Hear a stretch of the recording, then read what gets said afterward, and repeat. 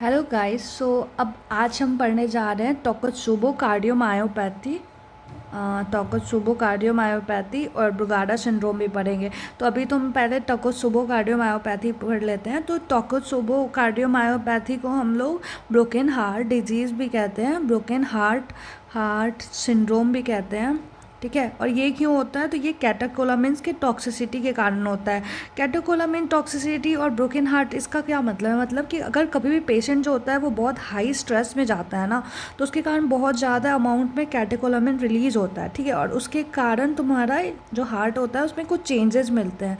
ठीक है। तो इसमें मेनली क्या होता है कि तुम्हारा क्या होगा, जनरली पेशेंट जो होगा, मान लो 60 ईयर ओल्ड पेशेंट आएगा, कोई फीमेल आएगी। ठीक है। और मान लो कि वो किसी एलिवेटर में फंस गई ड्यूरिंग अर्थक्वेक वगैरह, तो उसको मान लो सडन क्या होने लगेगा, उस सडन स्ट्रेस हुआ और सडन कैटेकोलामिन्स रिलीज हुए, तो उसमें क्या होगा, उसको चेस्ट पेन होने लगा एट रेस्ट, तो डायफोरेसिस वगैरह लेकर आई। तो इसमें क्या होता है, ये कॉज होता है टोकोत्सुबो कार्डियोमायोपैथी का। इसमें जो हार्ट होता है ना, उसमें टॉम स्टोन पैटर्न मिलता है। ठीक है। टॉम स्टोन पैटर्न होता है और पार्डी साइन मिलता है। ठीक है। पार्डी साइन मिलता है। टॉम स्टोन पैटर्न जो होता है वो क्या होता है, tom stone is something some device जिसके थ्रू हम लोग पहले के टाइम में, ये जापान वगैरह में जो क्रस्टेशियंस होते थे ना, उनको ट्रैप करने के लिए यूज़ किया जाता था। तो जो हार्ट होता है ना, उसमें ये मान लो ऐसे ये हो जाएगा, इसी को बोलते हैं टोकोत्सुबो कार्डियोमायोपैथी। ठीक है। और तुम्हारा पार्डी साइन मिलता है। पार्डी साइन क्या होता है? तो पार्डी साइन बोलते हैं एसटी एलिवेशन, अगर कॉनकेव शेप का होता है तो उसको पार्डी साइन बोलते हैं। ठीक है। फिर तुम्हारा इसमें क्या होता है कि seen in V2 V6 lead में जो पार्डी साइन होता है वो कौन से लीड में मिलता है? V2 V6 लीड में मिलता है। और कुछ होता है इसमें, तो देखो जैसे MI में जो जो चेंजेस होते हैं ना, उसी टाइप के चेंजेस यहाँ पे मिलेंगे। तो उसमें ट्रॉपाई चेक करते हैं। ठीक है। कैथ लैब में हम कोरोनरी एंजियोग्राफी करते हैं, और कोरोनरी एंजियोग्राफी करने पे क्योंकि इसमें वेसल्स का तो कोई प्रॉब्लम नहीं है, कैटेकोलामिन्स के टॉक्सिसिटी के कारण हो रहा है, तो ये जो होगा ये नॉर्मल रहेगा। ठीक है। और इसमें PCI जो होता है वगैरह ये सब नहीं करते हैं। ठीक है। इकोकार्डियोग्राफी करोगे तो उसमें जो लेफ्ट वेंट्रिकल था, बताया ही था, टोकोत्सुबो शेप का हो जाता है, तो हो जाता है। कार्डियोजेनिक शॉक का केस होता है, इंट्राऑर्टिक बलून पंप जो होता है वो लगाते हैं। ठीक है। पॉजिटिव एजेंट क्या है? तो कैटेकोलामिन्स जो होता है उसी का ओवर टॉक्सिसिटी हो गया, जैसे डोपामिन, डोबिटामिन, ये सब जो होता है इसके केस में नहीं देते हैं, क्योंकि उसी के टॉक्सिसिटी के कारण हो रहा है। ठीक है। अब इसमें होगा क्या, तो ये अक्यूट ऑनसेट होता है, कार्डियोमायोपैथी होता है। इसमें इंप्रूवमेंट कैन अकर ग्रेजुअली होगा। ठीक है। ये मिमाइक करता है किसको? ST एलिवेटेड MI को, क्योंकि इसमें ST एलिवेशन मिल रहा है ना। कैथ लैब में तुम तो देखोगे तो नॉर्मल एंजियोग्राफी होगा। ठीक है। और कुछ नहीं है। तो अब आते हैं अलग से, एक ब्रुगाडा सिंड्रोम है। ब्रुगाडा सिंड्रोम जो होता है वो क्या होता है? ब्रुगाडा सिंड्रोम जो होता है वो होता है तुम्हारा डिफेक्टिव सोडियम का इन्फ्लक्स हो जाता है। सोडियम का इन्फ्लक्स होता है कौन से चैनल के थ्रू होता है? तो SCN5A का डिफेक्ट होता है। ठीक है। SCN5A का डिफेक्ट होता है मेनली राइट वेंट्रिकल का जो एबिकार्डियम होता है ना, उसका डिफेक्ट हो जाता है। तो उसमें वोल्टेज ग्रेडियंट तुम देखोगे ना, तो वो तुम्हारा वेंट्रिकुलर टैकीकार्डिया जैसा दिखेगा। ठीक है। इसमें ना दो पैटर्न मिलता है, कोव पैटर्न मिलता है और सैडल बैक पैटर्न मिलता है। कोव पैटर्न में क्या हो जाता है? तो ST एलिवेशन होता है विथ कॉन्केविटी। ठीक है। मतलब सॉरी, बस को पैटर्न होता है। ठीक है। उसके बाद तुम्हारा और कुछ नहीं है इसमें। इसमें फैमिली हिस्ट्री भी मिल सकता है। फैमिली हिस्ट्री में तुम्हारा सिंकोपल अटैक वगैरह होगा। ठीक है। और कुछ नहीं है बस। तो अभी तक हम लोग कितना ST एलिवेशन पढ़े? ST एलिवेशन अभी तक हम लोग 4 तरह का पढ़े। एक तो कोव और सैडल बैक जो था, 2 टाइप जो था, ये तो तुम्हारा टोकोत्सुबो में आ गया। बाकी तुम्हारा 2 पढ़े थे हम लोग, जो एक जिसमें ST एलिवेशन विथ कॉन्केविटी था, जिसको हम लोग पार्डी साइन बोलते थे, जो MI में मिल रहा था, और एक ST एलिवेशन विथ कॉन्वेक्सिटी होता है। ठीक है। कॉन्वेक्सिटी वाले को पार्डी साइन बोलते हैं, कॉन्केविटी वाला जो होता है वो अक्यूट पेरिकार्डाइटिस में होता है। ठीक है। तो ये हो गया तुम्हारा।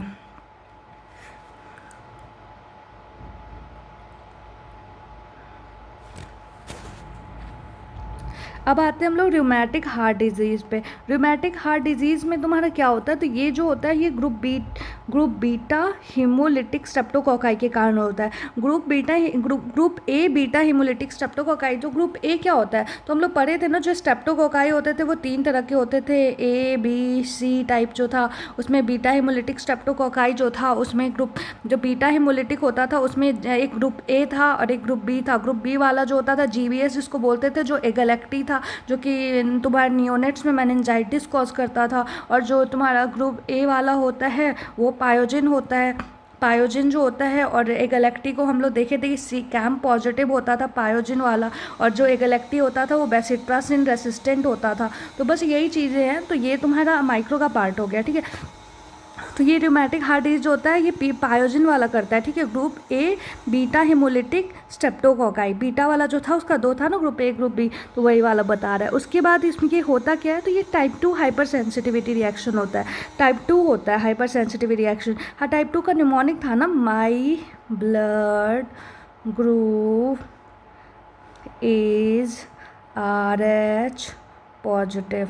तो इसमें R जो था ना उसी से था रूमेटिक हार्ट डिजीज़, ठीक है। RH पॉजिटिव, तो RH positive rheumatic heart disease, ठीक है। और माई से था माइस्थेमिया ग्रेविस, माई ब्लड ग्रुप से ब्लड का ही कुछ प्रॉब्लम था, ग्रुप से गुड पास्चर सिंड्रोम था, ठीक है।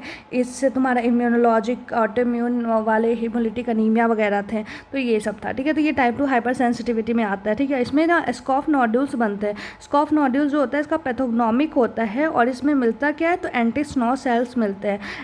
कौन से सेल्स, एंटी स्को सेल्स मिलते हैं, एंटी स्को सेल्स, ठीक है। और ये इसी को हम लोग कैटरपिलर सेल भी कहते हैं, ठीक है। इसमें मॉडिफाइड जोन्स क्राइटेरिया होता है। मॉडिफाइड जोन्स क्राइटेरिया में क्या होता है, तो नाम में ही है तुम्हारा जोन्स क्राइटेरिया, जोन्स, ठीक है। तो जे से क्या होता है, जॉइंट का इन्वॉल्वमेंट। तो जॉइंट में क्या होता है, इसमें प्रॉब्लम जॉइंट में तुम्हारे यहाँ पे आर्थराइटिस मिलता है, ठीक है। आर्थराइटिस में क्या होता है, तो आर्थराइटिस में तुम्हारा यहाँ पे क्या पॉली आर्थराइटिस हो सकता है, या फिर पॉली आर्थराइटिस हो सकता है, या फिर तुम्हारा मोनो आर्थराइटिस भी हो सकता है। तो डिपेंड करता है कि अगर मोनो आर्थराइटिस अगर कोई एंडेमिक रीज़न है ना, जहाँ पे ऑलरेडी ये बहुत मिलता है, वहाँ पे मोनो आर्थराइटिस से भी डायग्नोस कर देंगे। बट अगर नॉन एंडेमिक रीज़न होगा ना, तो वहाँ पे पॉली आर्थराइटिस जो होता है वो होता है, ठीक है।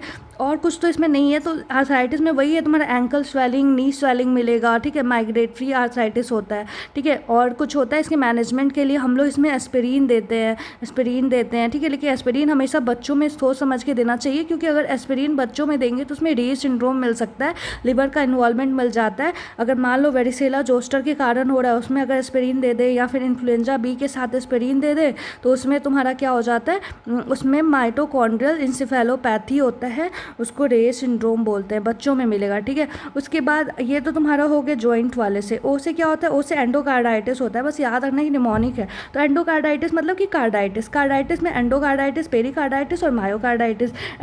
पेरिकार्डाइटिस पहले देख लेते हैं। पेरिकार्डाइटिस में क्या होगा, सोर थ्रोट लेकर आया, फिर उसके बाद से ST एलिवेटेड, कॉनकेव अपवर्ड होगा, ठीक है। कॉन्वेक्स नहीं, कॉनकेव अपवर्ड। तो तुम्हारा पेरिकार्डाइटिस में अभी पढ़े थे ना पहले कि इसमें क्या हो जाता है, कॉनकेव अपवर्ड होता है, और कन्वेक्स होता है तो उसको पार्टी साइन बोलते हैं, जो कि MI में मिलता है। तो ये सब मिलेगा इसमें, ठीक है।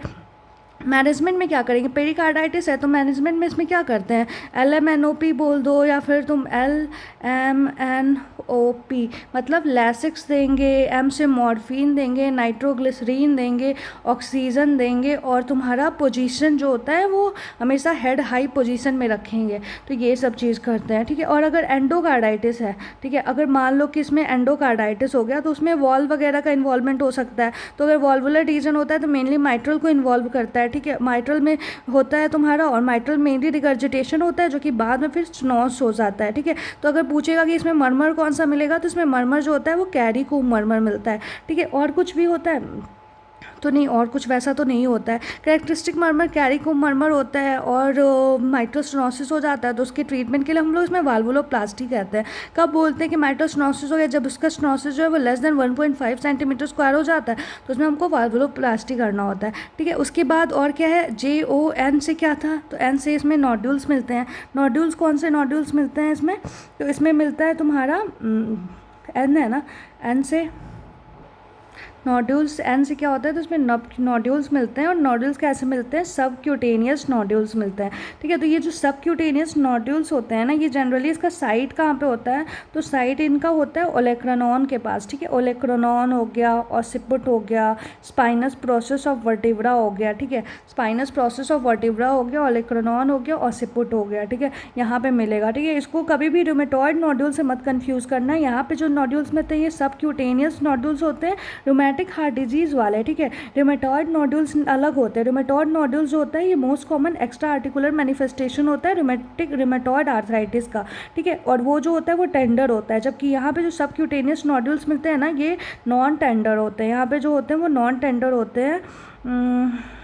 नहीं, ये वाले आई थिंक टेंडर होते हैं, और जो सबक्यूटेनियस वाले में मिलते हैं ना, वो जो तुम्हारे रूमेटॉइड नोड्यूल्स होते हैं ना, वो नॉन टेंडर होते हैं, ठीक है, और वो एक्सटेंसर्स में मिलते हैं। और जबकि ये जो होता है ये तुम्हारा ये जो होता है ये तुम्हारा टेंडर होता है, ठीक है। इन्वॉल्व करता है तुम्हारे ये लंग्स को, हार्ट को, और तुम्हारा बस यही लंग्स हार्ट वगैरह को करता है रूमेटॉइड नोड्यूल, ठीक है। तो रूमेटॉइड को और रूमेटिक फीवर वाले नोड्यूल्स को अलग अलग रखना, ठीक है। और याद रखना कि जो रूमेटिक फीवर का होता है वो टेंडर होता है, जबकि जो रूमेटॉइड नोड्यूल होता है वो नॉन टेंडर होता है, ठीक है। उसके बाद ई से क्या है, ई से होता है एरिथमा मार्जिनेटम। तो एरिथमा मार्जिनेटम क्या होता है, तो वो एरिथमा हो जाएगा, एरिथमा, वो एरिथमा जो होता है वो तुम्हारा इंडियन पॉपुलेशन में नहीं मिलता है, ठीक है। और एस से क्या होता है, सिंडेनम कोरिया होता है। सिंडेनम कोरिया जो होता है वो कोर्डेट लोब के प्रॉब्लम के कारण मिलता है। तो कोर्डेट लोब की प्रॉब्लम का डार्टिंग टंग मिलेगा, मिल्कमेट ग्रिप मिलता है, हंगअप रिफ्लेक्सेस होते हैं, डिसआर्थरिया होता है, अनक्लियर स्पीच जो होता है वो प्रॉपर नहीं होता है, अनक्लियर स्पीच होता है। तो इसमें क्या करते हैं, उसमें वैल्प्रोएट दोगे तुम, हेलोपेरिडोल दोगे, फिनोबार्बिटॉन दोगे, अगर इन सबसे ठीक नहीं होगा तो स्टेरॉयड वगैरह दोगे, ठीक है। और फिर भी ठीक नहीं होता है तो फिर आईवी इम्यूनोग्लोबुलिन दे दोगे। तो ये होता है तुम्हारा रूमेटॉइड नोड्यूल का, ठीक है। उसके बाद और कुछ नहीं है। ऐसे सिंड्रोम कोरिया भी हो गया। उसके बाद हम आते हैं इसके प्रोफाइलेक्सिस पे, ठीक है। प्रोफाइलेक्सिस में ये तो जोन्स क्राइटेरिया की मेजर क्राइटेरियाज थे।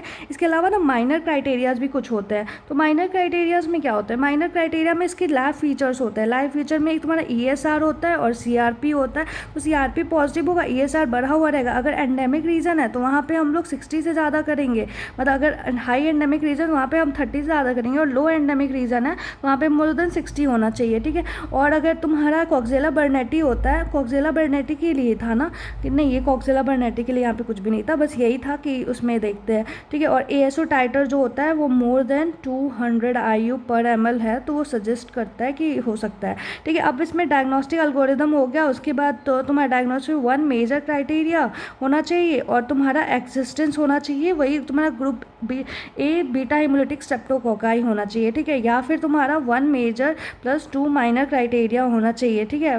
प्रिसीडिंग वो जो स्ट्रेप्टोकोकाई है वो प्रेजेंट होना चाहिए, ठीक है। या तो 2 मेजर क्राइटेरिया ले लो या फिर 1 मेजर + 2 माइनर हो ले लो, ठीक है। और मैनेजमेंट पे क्या करेंगे, तो एस्पिरिन देंगे पेन के लिए, आर्थराइटिस के लिए स्टेरॉयड देंगे, पेरिकार्डाइटिस के लिए वैल्प्रोएट देंगे, सिंडेनम कोरिया के लिए, और तुम्हारा बेंजाथिन पेंसिलिन देंगे प्रोफाइलेक्सिस के लिए। अब देखो रूमेटिक हार्ट डिजीज़ में 3 केस हो सकता है। एक तो हो सकता है जो बस रूमेटिक हार्ट जो बस फीवर है, ठीक है। तो अगर रूमेटिक हार्ट डिजीज़ बस रूमेटिक फीवर है तो उसमें क्या करेंगे, रूमेटिक हार्ट डिजीज़ है तो क्या करेंगे, और rheumatic heart disease plus valve defect है तो क्या करेंगे। अगर बस रूमेटिक फीवर होता है ना तो उसमें हम लोग 5 साल के लिए चलाते हैं, या फिर 21 ईयर्स तक चलाते हैं टिल, ठीक है। और अगर रूमेटिक हार्ट डिजीज़ है तो 10 कर दो इधर, और इधर क्या कर दो, इधर भी 21 ईयर कर दो, ठीक है। और अगर वाल्वुलर डिफेक्ट है तो 10 ईयर + 40 ईयर कर देते हैं, ठीक है। तो मतलब 10 ईयर तक चलाओ, या फिर अगर 40 ईयर्स तक चलाओ, ठीक है। इसमें भी 10 ईयर्स तक चलाओ या फिर 21 ईयर्स तक चलाओ, ठीक है। और इसमें 5 साल तक, नेक्स्ट 5 ईयर्स तक चलाना है बेंजाथिन पेंसिलिन, या फिर एटलीस्ट जब तक उसका एज जो है वो कितना हो जाए, एज जो है वो जब तक उसका 21 ईयर हो जाए तब तक चलाओ, ठीक है। तो ये हो गया तुम्हारा rheumatic heart disease. Thank you.